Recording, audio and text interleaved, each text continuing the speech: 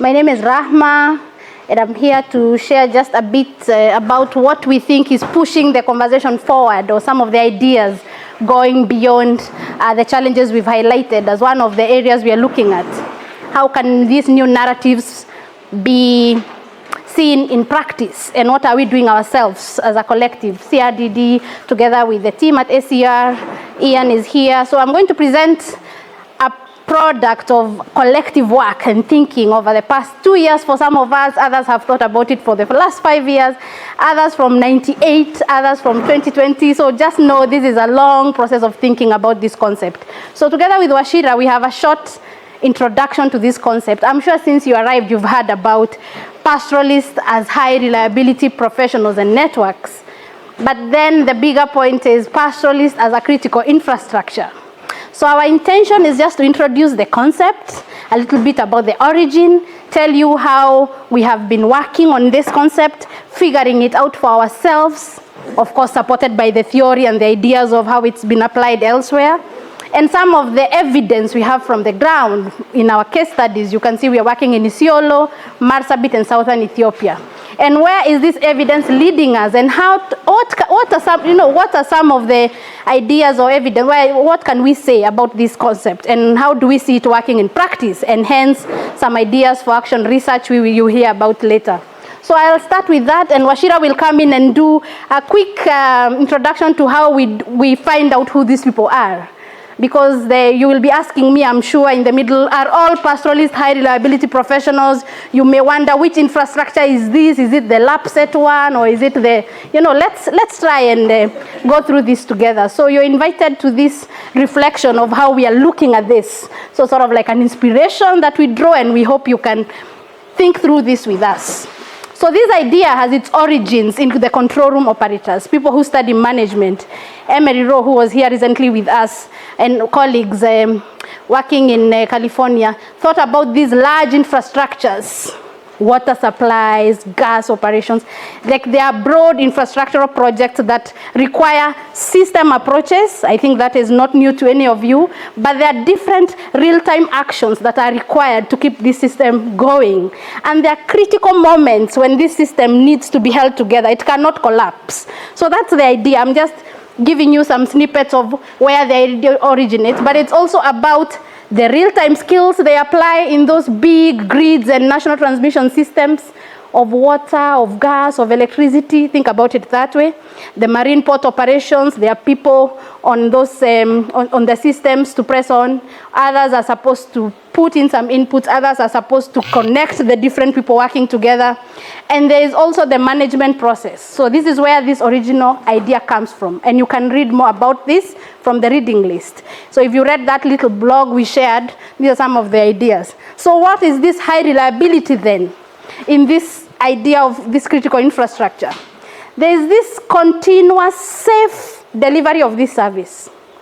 Continuous and safe delivery of this service. And I think it's the fact that it's continuous doesn't mean it is constantly being delivered the same way. So there are times that are difficult, critical, like during droughts. There are times of plenty, but there are services required during times of plenty. Services like markets, services like selling milk and supporting others who are in need, or those who need to share this cattle. And this is the same case in these critical infrastructures. And there are avenues of navigating and supporting during crisis. So think about these continuous, rapid movements, plenty, times of drought, diseases, all these occurring in the same system. And then there are high reliability processes and prospects for people to keep interacting with this. So they are individuals, yes, but they are networks. So as you'll shortly see. So that's the broad idea from the origin of where this comes from. So if I pause and then say, how can you then think of pastoralism as this mode of production, as a critical infrastructure? I think it is very maybe minimalist to just compare that system with pastoralism, but we draw some inspiration on how this system works to how a pastoralist system works. The way we've studied it, read about it, lived it, we can see there are broad systems and networks and interactions that run this system. But they are able to effectively respond to these risks and uncertainties. Remember, we said it's continuous and safe delivery of service. But it can also be a continuous scouting for pasture, continuous ensuring there is water in times of rain, in times of drought, in times of conflict, all this together. So there is this system running, and there is the critical infrastructure has to transform this variability into resilience. I think that's a conversation we had here yesterday or the day before, I don't remember now. But it was about this variability. How can we see it as an avenue for resilience? And how is uncertainty good for this system? So we have to think about those. So as a critical infrastructure, there are networks. That is obvious from all your presentations. It's not new. But we need to think about how those networks support and sustain each other and how they sustain the system. I think we need to go beyond saying that there are networks that exist in this system. And we need to identify them. At least from our study, we see the need to identify them. And not to list them and say these are the ones, but to understand how they even operate in the first place.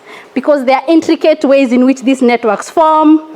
You know, they keep merging, they sustain over time, and then they take a different form, and they involve different individuals. The idea of this high reliability professional now comes in here. So when we say they are networks, and I already mentioned it's the Emery Rowe paper, coming out of the STEPS Center IDS Access work in 2020 then, but an original work from 1998 if you're interested in reading more about this. So this system, what does it do? So we are all talking about pastoralism, and we say we study pastoralism. So there are systems that support multiple functions. There are the daily tasks, there are daily decisions to be made. There are strategic tasks, there is future planning, there is managing risk, all happening at once. So this network is essential for this. But within these operations, there are local networks. But then beyond the networks is the knowledge that they have about the system, the knowledge of what needs to be done, and even just looking ahead real time and sharing this information. If you think of early warning, this is critical. If you think of marketing, if you think of conflict, think of all these topics that we've had this morning, and you can easily think of this knowledge and practices that remain critical. So these are broad systems of knowledge. They are not one-sided. They are not for one single event, but they are for the whole system. So you can think of efforts from one person. For instance, you have this local market trader who is very critical, collecting milk from Kulamawe all the time. But we need to think of it as multiple efforts. So when we say they are reliability professionals, it's not the model farmer who we need to visit. It's about different points of support in different avenues that support the entire system. And the need for us to know about this information they provide about future scenarios and real-time actions formulate this resilience we are talking about, at least from how they describe it themselves and how we see it from the evidence of what resilience looks like. And at least we are talking about relational resilience from our conversation yesterday. So we can help each other think about what does this look like when we have real-time information, maneuvering strategies, you know, people sharing information. So this is the active process I want to show you, not these steady points of sharing information that are static or single event type of information sharing. So these deliberations are ongoing. So from our research at CRDD, together with colleagues here, Hussein, Wachira, I think many of our colleagues here who are a product of some of these exercises you see here, I can see the Haro, many of you here who've been with us in the field, we have taken this approach to gather evidence of these alternative approaches. And I think that's what we need to do from what we had the conversation earlier. So how do we move this conversation to testing some of these evidences? So we may fail, it may not work in practice, but we may also succeed. So we'll try and show you how have we gone through this journey. So this alternative approach, we are embracing variability, we are acknowledging uncertainty. I think that's the conversation we started here. So what does that look like? We are managing and not controlling. And I think these words are heavy words, but they have direct meaning if we move together from predictions, precise predictions, to embracing uncertainty. From the single event ideas to multiple occurring ideas that needs continuous deliberations. You know, this is the kind of the framing and now the action we need to think about. But beyond that, it's the prioritization of local practices, governance systems. What do people do on their own before help comes from outside? When there is a crisis, who do they run to? Who is this one person? When they hear from him, they will know things are really bad. And who are these different people who know it's time to call support from the government, or it's time now to ask the county, or it's time to send a delegation for peace negotiations because these things are getting out of hand? Who are these people? They are not the local guides, the NGO workshop attenders, neither are they the chiefs, at least from our evidence. We need to find out who they are. They are high reliability professionals. They scan the environment, they are trusted, and they are legitimate in the community. But they are not easy to find. Neither are they the people on the list of workshop attendants all the time. So who are they from our study? So I'll just give you a small snippet of who they are. So from our work, we were looking at early warning, anticipatory action, and humanitarian response and resilience. So the high reliability professionals and networks you will see as our examples are around this topic. But it doesn't mean that this is the only thing they do. This is not a single job or assignment or activity that they engage in. It's sort of part of this broader support for the community and engagement on day-to-day occurrences. So if you are to think of different activities that are pivotal, like critical for pastoralism, you can think about information that is required to think about what people need to do. It may be multiple sources, like we said earlier, but people need to get a sense of something they need to do anyway, and this is differentiated based on whether you have a track, or you have networks in Sololo, or you have a son in Nairobi, but you need some information. So the Uchu and the indigenous early warning people in this pastoral context are critical. It's not only the Uchu, the Ayantu. The Uchu is interpreting the information for people to debate. The Uchu does not provide information about a very accurate set of information. And the Ayantu is a good example of this high reliability. The information keeps changing. So today I saw the star aligning with the moon, but 1 week later I'm like, guys, things have shifted in the astrological indicators. Things are not looking as good, or things are looking up. So this is what we are saying. But who is this one Uchu? When he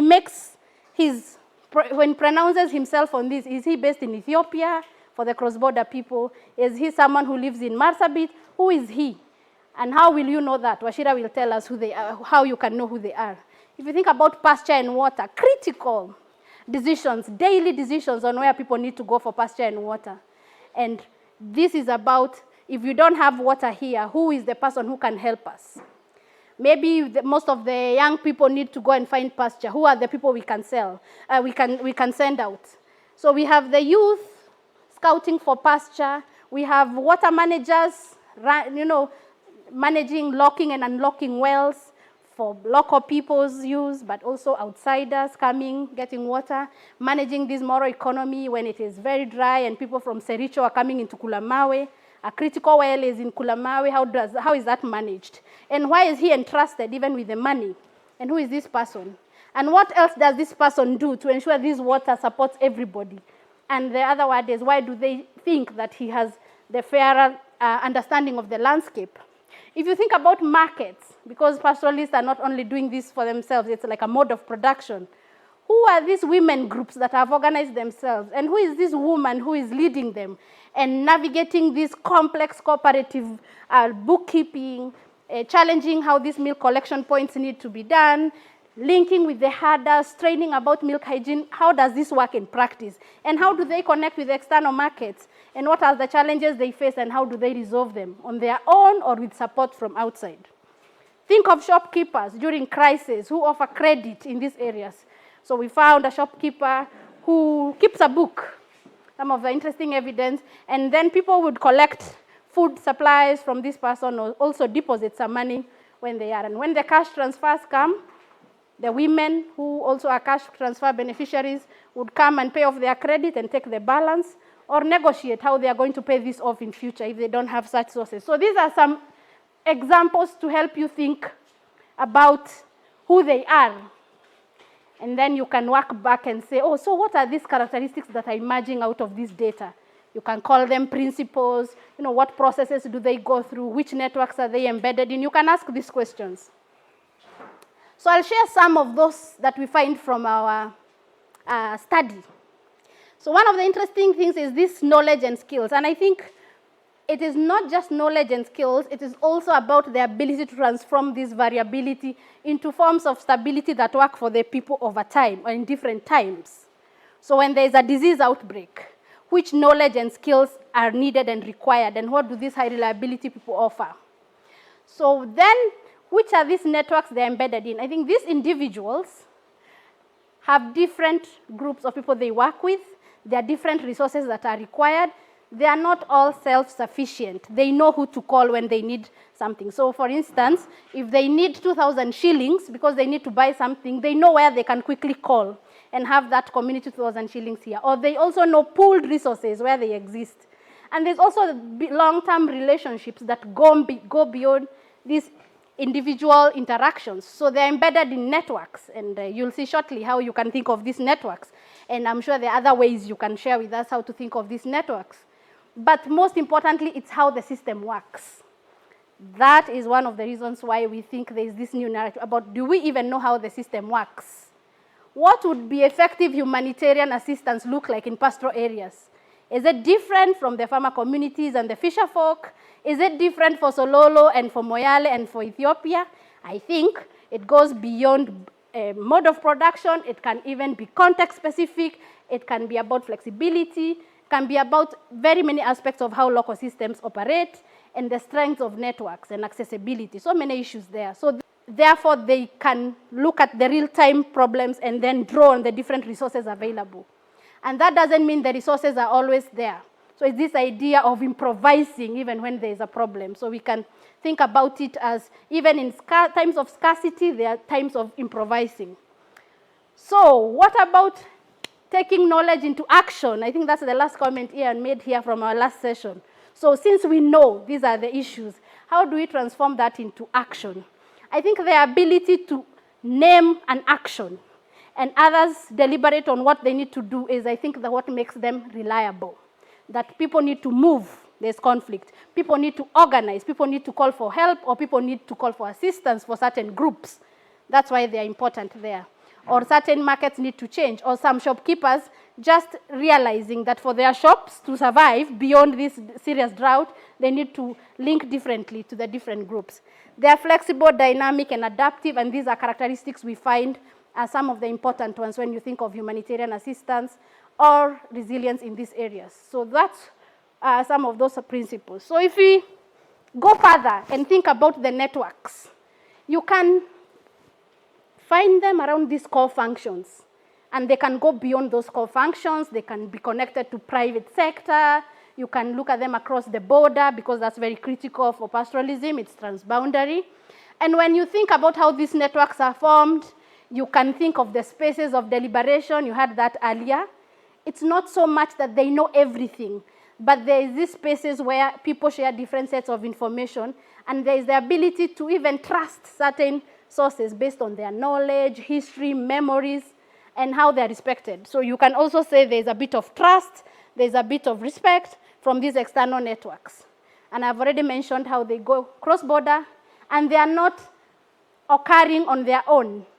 Neither are they just traditional networks. They are also bringing in external actors. Some of them are really good at negotiating forms of assistance. We saw one in Marsabit in a place called Dokatu, where one of the chairmen of a group negotiated with an external actor that they did not want any other support other than tuk-tuk because they wanted to transport their produce. So that sounds a bit difficult because many NGO workers will tell you it will not be accepted, the donor already approved, but there are spaces of deliberation and pushback locally that could yield some of these changes. So the changes don't need to come only from the top, they can also come from below if we think about how we can work with reliability networks.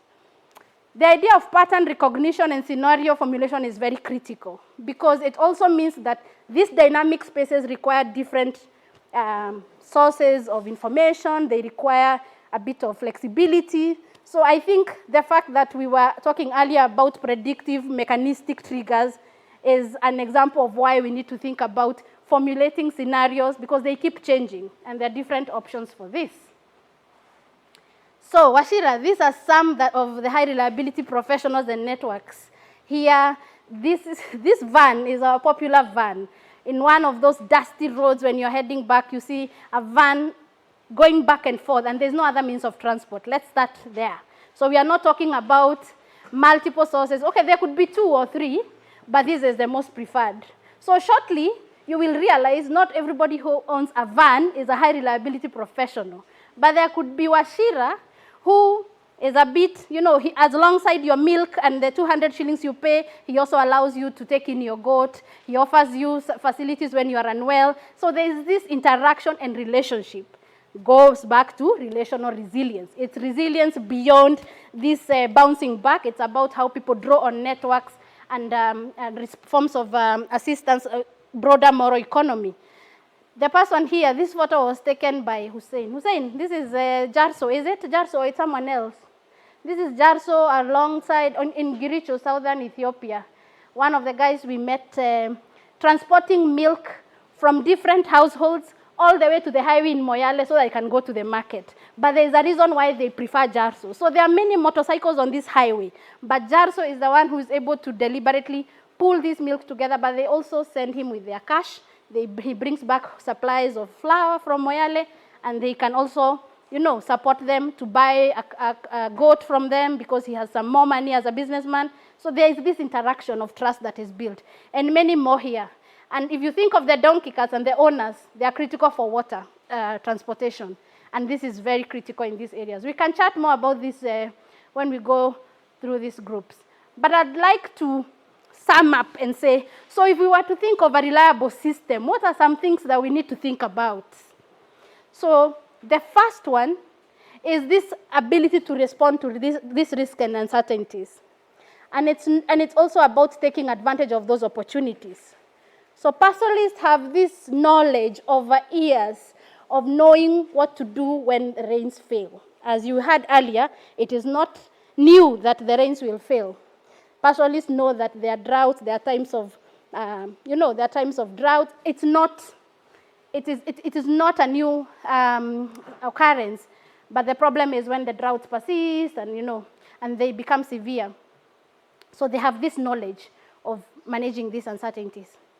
But also the reliance on these collective systems of solidarity, mutual support, and reciprocity is very key. And it may not appear openly for someone who just comes and talks to people. These systems are deeply embedded within different forms of pastoral livelihoods in communities. You can think of the clans, friendship ties, stock associates. They go beyond. They go beyond locations. They are cross-border. There are interactions of business and people who buy livestock from each other. But they are about solidarity and also collectivity. And even if studies are showing that these have reduced over time, they have taken new forms now. And so it is up to us to look at how does this look like, because solidarity and collectivity persists in these landscapes and pastoral livelihoods. So think of these overlapping circles of support. It's not only one network. There are multiple networks, as Wachira will shortly discuss. And these reliability networks are important, and professionals are important, because they are the glue that holds these networks together.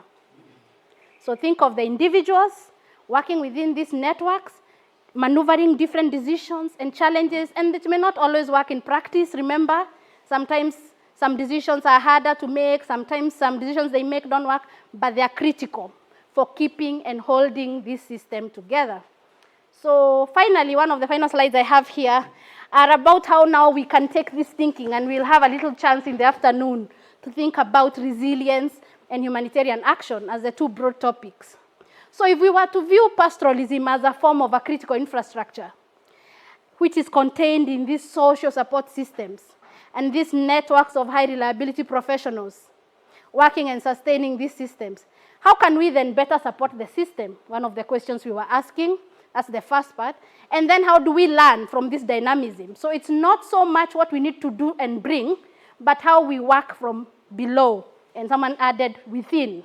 And then how then can we also co-create? The reason we think of that is these deliberations are not to say that scientific knowledge is not needed. It's not also to say that all programs fail. In fact, we know there are so many humanitarian action programs that have saved lives in one way or another in different dire circumstances globally. That is not the point. The point is what they do after that is gone. So it's about sustaining these livelihoods and letting them flourish and thrive on their own from below. And any support that comes is to strengthen what is already happening. I think that little table is supposed to feature that. And we can talk a bit about it. So these internal mechanisms, if you were to explore them, I would encourage you to think of mechanisms internally among pastoralists that sustain the livelihoods in times of different shocks, diseases, floods, fires, drought. How they mobilize resources. Do we know in the communities we work in pastoralists how they mobilize resources? And what do we need to do so that we know how this system works? Because it's not naturally apparent when you people think of mobilizing resources. How do people support their daily decisions as a group of, there's the household, although we rarely use that word in pastoral systems because it's more than a nuclear family, like people in the same familial ties, their extended ties, neighbors, locations, and people who had together. How can we think of this solidarity and sharing and draw on that to strengthen this system? And if these systems are held together, then we can start thinking of relational resilience. And it's not from above, it's grounded relational resilience, supporting what's already there. And we also say that this interconnected nature of these networks and supports have big implications for the work that we are all doing and the discussion we are having in the room. And that's why we thought we could share a little bit these insights from our field and some evidence we have on this. And this all builds to resilience from below. The idea of resilience from below is when these approaches and inputs and funding are focusing on local practices. Someone earlier said relationships, cultures. Do we even understand the cultures of sharing or how people deal with loss and knowledges of better building resilience, which is also different from these standard project-based project designs. There's active deliberations, we already said that, but there are multiple actions in larger crises. I think if we could paint that big picture of how these networks operate, we cannot say that in one word. So these different avenues we are trying to explain from our evidence shows how there are different ways in which you can look at it. If you think of the knowledge and the skills, the networks and solidarity networks, there are some socio-technical aspects. People are keeping books and using motorbikes and phone calls. They are cross-border in nature. So they are diverse, and in fact, they are complex networks. So that's how we can think about this. And before maybe we go to questions, I'll ask Wachira to try and help us think of how we can actually identify them if we attempt to, and what do we need to consider. Thank you for your very good attention. I could see everyone. Well, the last, say, 1.5 years to understand the whole idea of pastoralism as critical infrastructure, as already Rahma has mentioned, and better understanding the people who keep that infrastructure going, or the high reliability professionals. So, and again, we've been working with the team quite well represented here, Jahabo, Dr. Hussein, Nura, Haro, Rahma, several others. So, so what we are presenting today is really a very, and Robert there, very sort of co-created with Ian here as our advisor. So, and just before I start talking about how we actually identify and understand the high reliability professionals, I thought to jump a bit and start from behind. And share some results that we have identified from our work. By the way, we've done up to more than 150 interviews and focus group discussions. And focus group discussions have more people, so we've talked to more than 500 people in this region. And you may wonder, because of where we are coming from, is it just too deliberate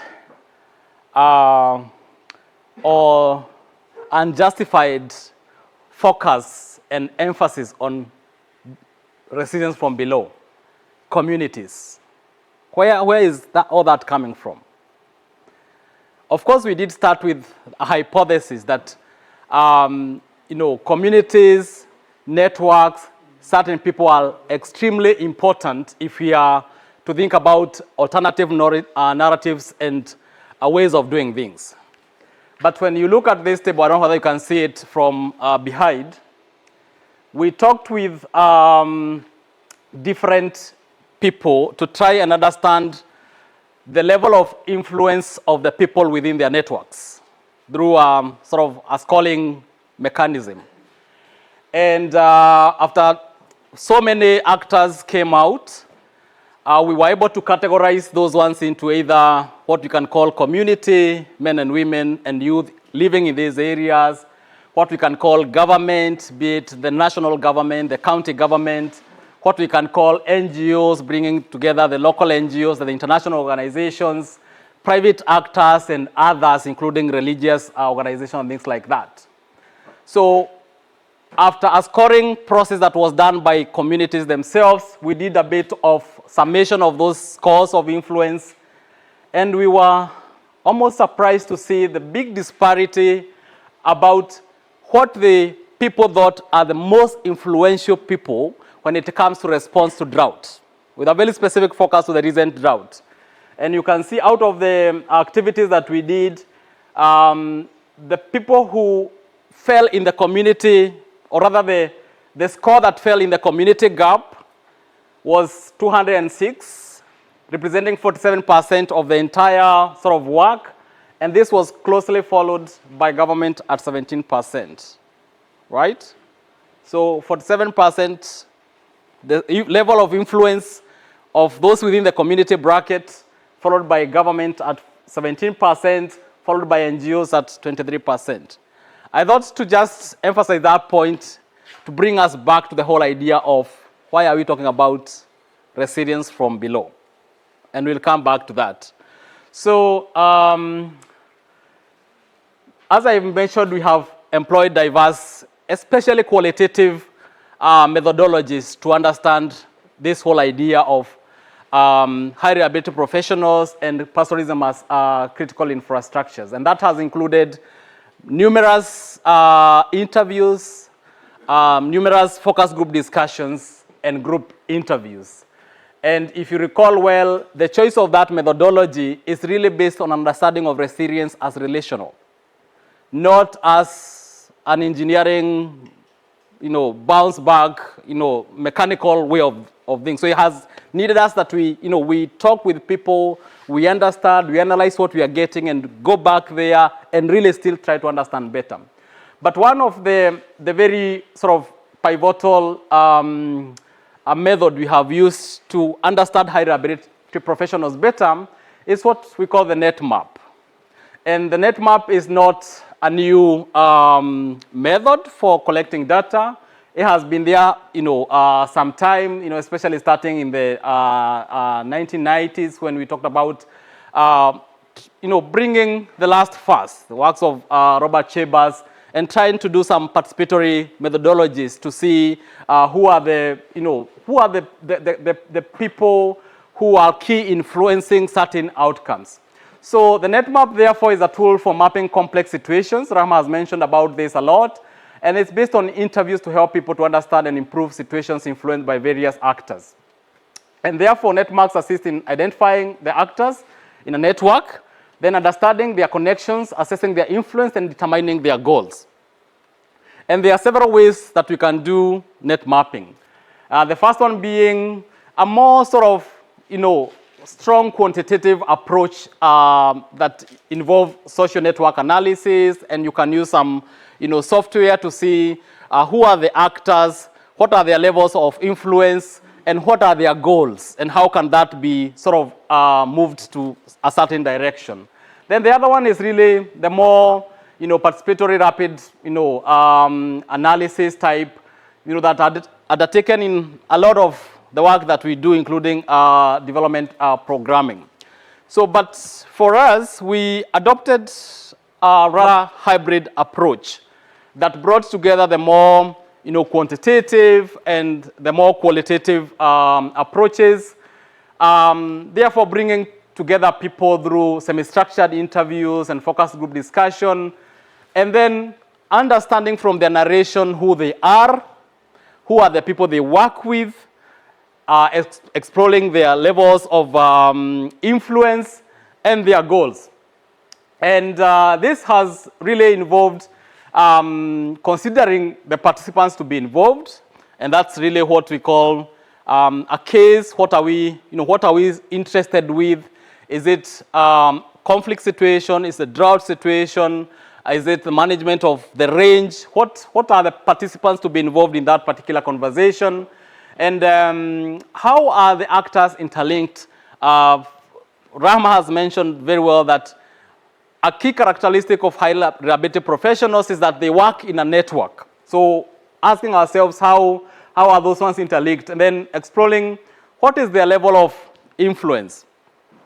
It's to some extent a power relationship. Who scores the shots, for instance, or who is able to influence the most, or who is able to give certain directions and not others. And then asking ourselves, what are the goals of these people? And as we talk about the goals, it's also to know whether those goals are concomitant with the case in question, or they are contradictory to the case in question. I'm going to say that later. So, and here is one output of this this exercise. We sat with elders in Kulamawe in the institution they call the Desert Council of Elders. And we wanted to understand, in the context of their work, which is really broader management of the resources within this ecosystem, be it water, be it rangelands, who are the main actors in helping them to undertake that mandate?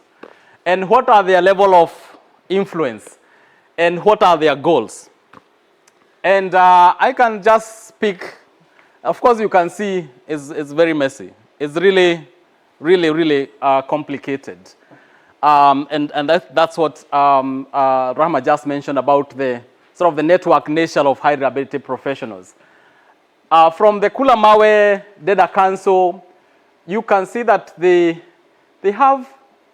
work very closely with different segments of their society.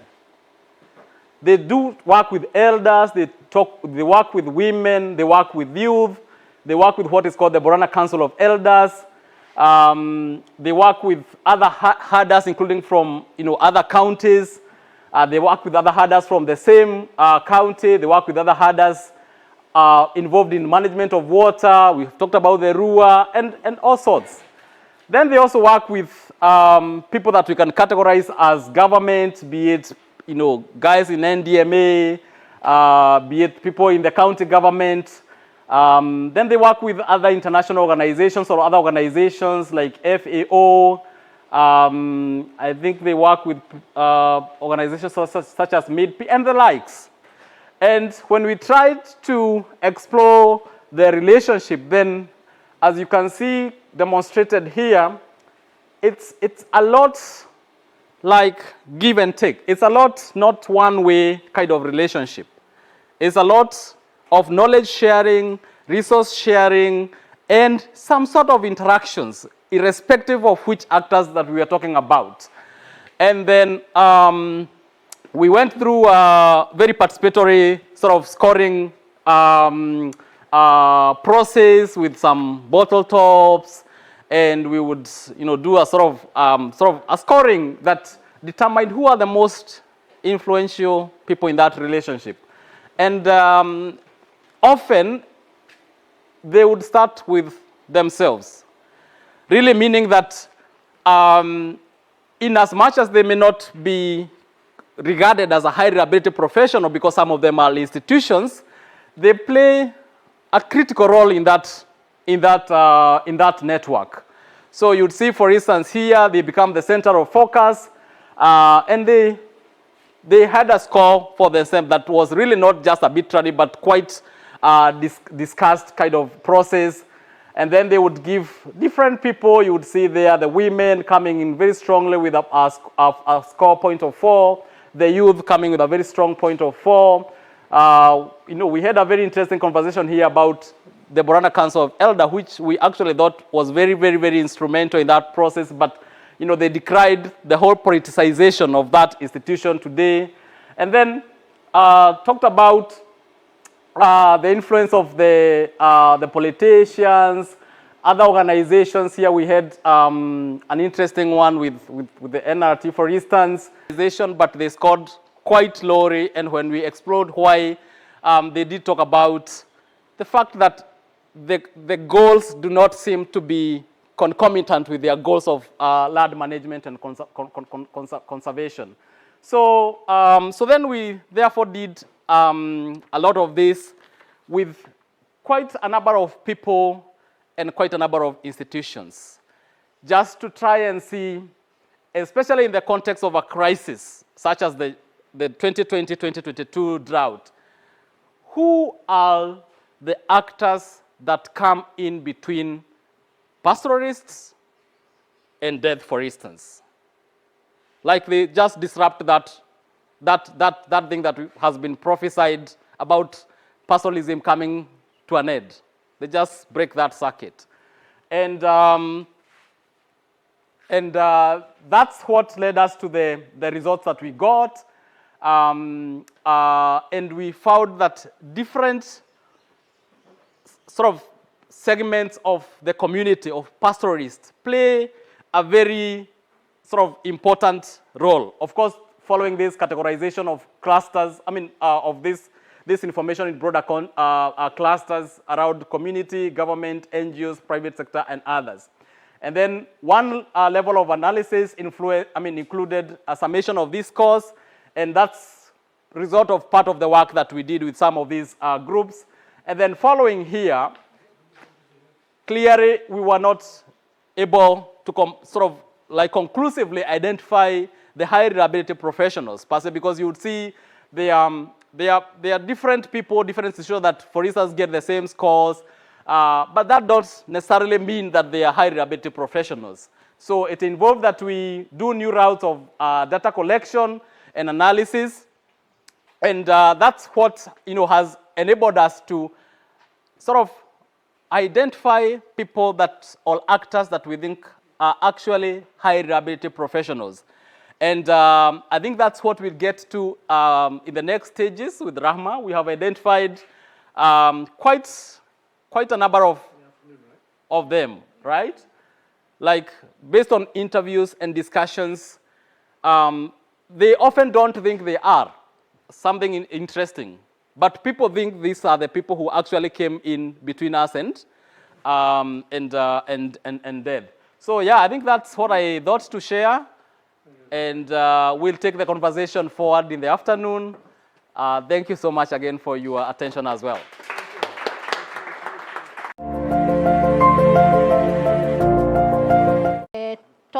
Then the other question is about the skills. I think you can help us some using the question on technology. Someone asked, how can technology come in this case, or how can it support this reliability? I think the sort of emergence of mobile phones, the use of small motorbikes, etc., has really expanded the opportunities of reliability professionals to work. It's not to say that they didn't operate before all of that, but the technologies can become really, really important. Thank you. I think that's an important one as you go. You talk about infrastructure. Is it the one of infrastructure? No. It's about the whole thing about reliability professionals. I'm trying to struggle with how do we conceptualize a system, because I feel some of the actors probably fall outside the system. So at what unit do you start the community, and who are people within the system, and who are people outside the system? The correct way. So what is a typical sampling village or a community? How do you decide that? To me, me like a methodological question as it is about how we understand high reliability. And I think they go hand in hand, because at a time when we are trying to identify them and understand them ourselves, we need to ask ourselves what is the entry point. And there are many entry points. But at least for our study, thinking about the smallest unit or meeting people in their small social groups is the entry point. And in these small social groups, they could be like what you had us saying, we met people in Kulamawe around the water management. And we met elders who've been here working on this water management. And you start with a small group. But then beyond, and using that, you hear about other people that they work with. So you set another, so it is like a big entity, but you're trying different entry points based on the different services they offer. Some groups may offer multiple services, like the data. They are not only about the grazing cycle, they're also involved in the broader conflict management and welfare of the community. And this is where now we break our research biases about how we ask people questions, including the method Wachira was showing. If we had time, we would have gone through an exercise about how this happens. We do not know how that map will come out in the end, and that is the power we give back to the people to tell us how that system looks like. And I think if we do it that way, we answer the question Hassan is raising about how we understand how things work versus how people see them working or how it works for them. So I think we take that challenge with us to keep, even Liz is coming, we'll be talking about some methodological considerations. And what I've seen is getting the insights into the impacts has been through the outcome harvesting. I don't know whether you've come across. Oh, we saw the question, yeah. Yes, outcome harvesting can really rhyme well to the net mapping, because it works backwards to see all these other stakeholders who have actually, taken part to the whole relationship and the impacts that we see. Oh, okay, that would be nice. I'll remember to mention that to Liz. She'll be doing some methodological pastoral studying pastoral areas. I think that one is about evaluations. Outcome harvesting is about evaluations. So, and how maybe if you work with high reliability professionals, if we are humanitarians, how will we even know that we have achieved what we... Yeah, so maybe it's a good M&E question to think about. How can we know? When will we know that we have achieved if we have to report back? And I think they are critical, important questions, so that if they work for the local people, then humanitarians and researchers have to grapple with the how question together with the practitioners. It's an important conversation, but it does not negate the need that we need to shift how we are working. I think it's always like a back and forth conversation.